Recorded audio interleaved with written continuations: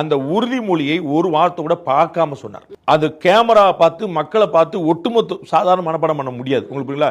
என்ன தப்பா படிச்சிட்டீங்க தப்பா சொல்றீங்கன்னு திரும்ப படிக்க சொல்லுவார்.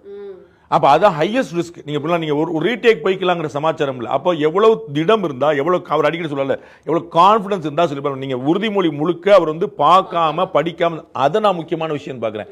அதை உணர்வுபூர்வமா சொன்னார். அது முக்கியமான. நான் ஆண்டன் மீது உறுதி ஏற்கிறேன்னு சொன்னார். அது ப்ராமிசிங்கா சொன்னார். அது ரொம்ப முக்கியமான விஷயமா பார்க்கிறேன். கையெழுத்து போடும்போது எழுந்து நின்று கையெழுத்து போட்டார். கையெழுத்து போடும்போது வந்து உட்கார்ந்து கையெழுத்து போட எழுந்து. இதை ஒரு முக்கியமான ஒரு விஷயமா நான் பார்க்கிறேன். திரு செங்கோட்டையன் அவர்கள் பதவி ஏற்கும் போது இவர் எழுந்து நின்று இருந்தார். அவர் வந்து ரகசிய காப்புரிமானம் பதவி பிரமாணம் இவர் இதெல்லாம் தான் நீங்க மரபை மீற விஷயம். இவருடைய தலைமையில தான் அவர் அமைச்சர் சரிங்களா. அவருடைய தலைமையில கிடையாது. ஆனால் வயதுல முதிர்ந்தவர் திரு செங்கோட்டையன் உள்ள வந்த பிறகு தான் இவருக்கு பொலிட்டிக்கல் என்டார்ஸ்மெண்ட் கிடைச்சது. அவரே வந்துட்டார். அப்போ முக்கியமான விஷயம் அப்படின்னு சொல்லி நார்மலா டிஎம்கேக்கு தான் போவாங்க. ஏடிஎம்கே வெளியேறி டிவிக்கு வந்து ஒரு முக்கியமான அப்போ வந்து அவரை மதித்தாருங்கிற பாக்குறோம்.